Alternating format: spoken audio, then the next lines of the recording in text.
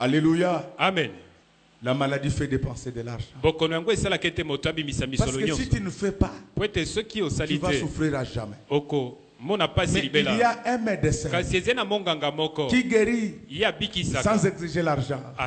Il s'appelle Jésus-Christ, le maître de Galilée. Il est très bon. Moi, dans toute la Bible, j'ai vu les gens offrir des actions de grâce après la guérison, après la bénédiction. Mais comment se fait-il qu'on te demande l'offrande avant même qu'on ait prié? Et ça, ce sont les honoraires. Quelqu'un, vous savez pourquoi les médecins demandent les honoraires avant? Parce qu'ils savent qu'ils n'ont que l'obligation des moyens. Il s'est dit dans son cœur qu'ils guérissent, qu'ils ne guérissent pas. Moi j'ai déjà pris mes honoraires. Un bon pasteur, un bon pasteur attend l'offrande après la délivrance. Un bon pasteur ne conditionne pas la guérison à l'argent. Ça c'est la simonie. Ça c'est la simonie. C'est la vente des choses divines. On ne vend jamais les choses de Dieu. Dans la Bible, il y a un homme qu'on appelait Simon le magicien. Quand il a vu les apôtres accomplir les miracles, il donnait l'argent pour avoir le Saint-Esprit. Les apôtres lui disent que tu n'as ni l'eau, ni part dans cette affaire. Car tu crois que la grâce de Dieu s'achète. Un enfant de Dieu ne donne l'offrande qu'après la guérison, qu'après la visitation de Dieu. Quand vous demandez avant, ce sont les honoraires. Je causais avec une maman qui avait grandi au village. Elle me disait ceci. À leur époque, il n'y avait pas de médecin dans tous les villages. Les jours du passage du médecin, les malades venaient de tous les coins et recoins du village pour rencontrer le médecin. C'est ce qui va se passer ici chez nous. Le médecin qui viendra, ça ne sera pas le pasteur Godet. Le Seigneur Jésus-Christ viendra lui-même et vous sauvera. Amen. Mais le malade a un travail à faire. C'est de s'avancer vers Jésus, de toucher la frange. Prier, c'est une autre façon de toucher la frange. Parce que prier, c'est une obéissance à la parole de Dieu. C'est ce que nous allons faire. Toutes les maladies, même celles qui sont cachées, doivent nous quitter au nom du Seigneur. Vous pouvez être tel que vous êtes là. Vous ne savez pas que vous êtes malade. C'est parce qu'on ne vous a pas encore examiné. Il y a un frère dans notre église. Je ne vais pas citer son nom. Et je vais parler en parabole. Le plus important, c'est ce que tu comprennes. Que même quand tu crois que tu es en bonne santé, ce sont des maladies que tu entretiens. Au mois de janvier, je crois vers minuit, Dieu me dit que lève-toi, prie pour tel frère. J'ai prié, je crois, jusqu'à 4 h du matin. Dieu me fait voir quelque chose. Un homme introduit la main dans le ventre de ce frère-là. Il met la main et moi je voyais l'intérieur du frère. Avec la main, il a tiré une couche de graisse. Il sort ça par sa bouche. Il jette. Il me dit, le frère que tu vois là, il a déjà le cholestérol. En peu de jours, il va faire l'AVC, il va tomber. Comme tu as prié, j'ai enlevé ça. Mais le problème n'est pas là. Le frère là se réveille un matin. Il ne se sentait pas bien. Il va voir le médecin. Le médecin lui fait les examens. Il trouve que son cholestérol avait déjà dépassé les limites. Le mauvais cholestérol avait déjà dépassé. Le médecin l'a blâmé comme un enfant. Alléluia. Amen. Il a dit non. C'est impossible. Je ne vais pas vous donner les détails. Aujourd'hui, son cholestérol est redevenu normal au nom du Seigneur. C'est pour vous dire que vous pouvez être assis. Parce que les Africains, ils ne voient les médecins que quand ils sentent mal. Un homme normal a l'habitude de faire le check-up pour connaître l'état de sa santé. Mais je voulais te dire, il y a quelqu'un qui t'a déjà checké. Il a compris que tu es malade. C'est pourquoi il a envoyé cette parole. La Bible déclare que dès que la femme avait touché la frange du vêtement de Jésus, l'écoulement du sang cessa.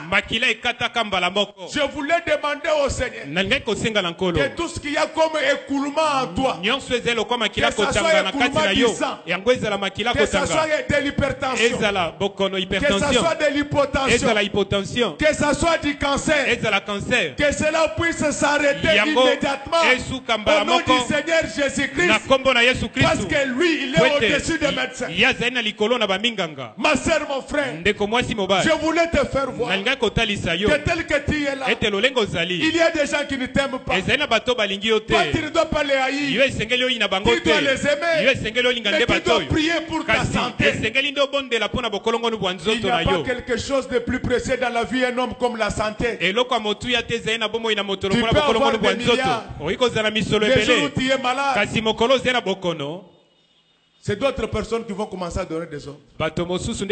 Et surtout dans des familles africaines, les gens sont méchants. J'ai vu aux cliniques universitaires un riche qui est mort avec regret. C'est quelqu'un qui a assisté toute sa famille quand il était en bonne santé. Il a attrapé la maladie. Pendant que lui est sur le lit d'hôpital, il voit les gens de sa famille lui dire que bon, comme tu es là, tu as combien dans tes comptes? Parce que nous voyons qu'il n'y a pas d'avenir. Alors, sans force, il dit, ah, avec tout ce que j'ai fait pour vous, c'est ça la question.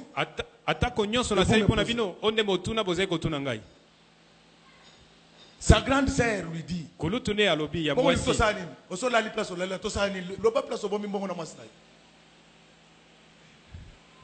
c'est quelqu'un. Ces gens voulaient trouver à l'église. Ils parlent en langue. Ma sœur, c'est le temps que tu dois prier pour toi-même. Pourquoi attendre ta mort? Alléluia. Amen. Il y a un serpent qui veut vous faire du mal. C'est pourquoi Dieu avait envoyé Paul dans l'île de Malte. Le serpent était là. On ne le voyait pas. Il y a des maladies en toi que tu ne connais pas. Quand ça va se manifester, ça sera le cancer de sein. Le cancer de sein, là, il faut entendre ça de loin. Lui ici, il m'a fouillé un jour. On nous a appelés pour prier pour une femme qui avait du cancer. Qui ne priait pas avec nous. Vous savez quand quelqu'un est malade, même si vous le dites, si vous prenez du sable, vous serez guéri. Il va prendre.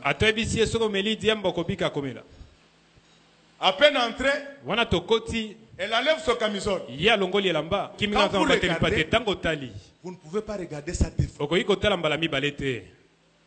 C'est peut-être ton cas, ma soeur. Dieu te donne cette occasion pour que tu puisses toucher la frange de Jésus. Afin que tout ce qui tombe dans ta vie puisse s'arrêter. Je voulais vous dire, mes chers, que le monde est méchant. Les maladies que vous trouvez normales là, ce ne sont pas des maladies normales. Dans la Bible, il y avait une femme qui était courbée. Toutes les personnes courbées, ce ne sont pas des maladies biologiques. Il y a des gens dont les organes sont troublés par les démons. C'est pourquoi ils partent à l'hôpital. Il manque même à dire au médecin. J'ai déjà assisté à une consultation. Et le médecin finalement a manqué ce qu'il devait écrire. Quand le frère l'a parlé, il disait docteur Nangai.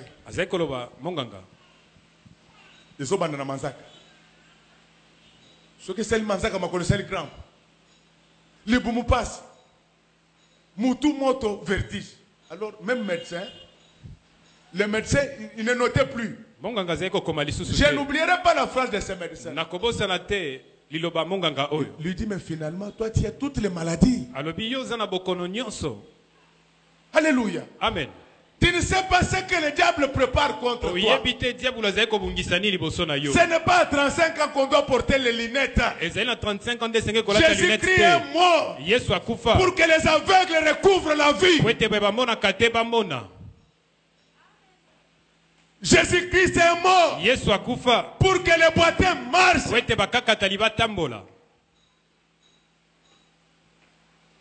On va en parler en donnant avec un peu de témoignage. Pour que tu saches que Dieu est capable.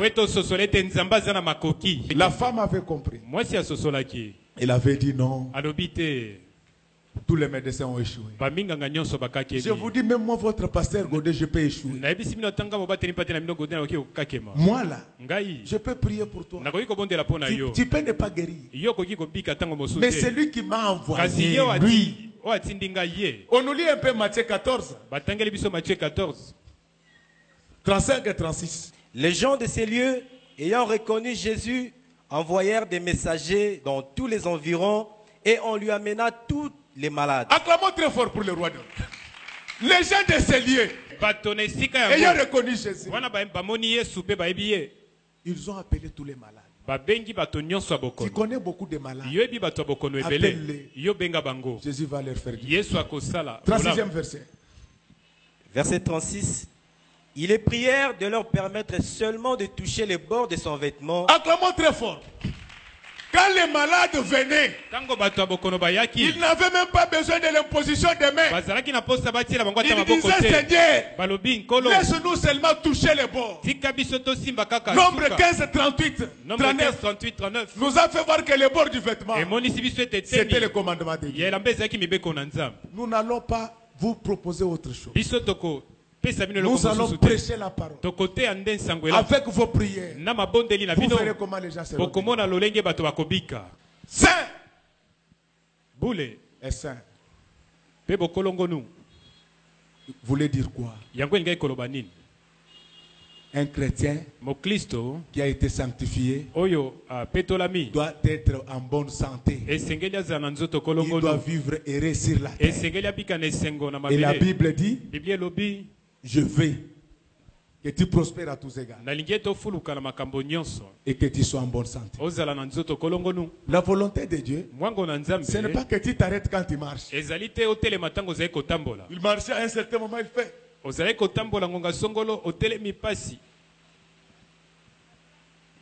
Quand ça te termine, il dit, ça me fait toujours comme ça. Un jour ça va faire comme ça. Ça va t'emporter. Agis comme la femme. Agis comme les malades. Ne cherche pas un homme. Cherche le bout du vêtement de Dieu. C'est dans la parole de Dieu qu'il y a la guérison. Dans la parole de Dieu, on nous demande de beaucoup prier. C'est ce que nous allons faire. Notre façon de toucher les bouts du vêtement de Jésus pendant cette semaine, ça sera des jeûnes et de prières. Et vous verrez ce quoi Dieu est capable. Alléluia. Amen. C'est ça le message qu'on avait pour vous. Que Dieu bénisse les mamans de notre église. Que Dieu bénisse les papas de notre église. Que Dieu bénisse ses serviteurs. Que Dieu bénisse les jeunes de l'église Image de l'Éternel. Que Dieu bénisse les chants de l'électricien. Et que Dieu bénisse notre pasteur. Acclamons très fort pour le roi des rois. Mettons-nous debout.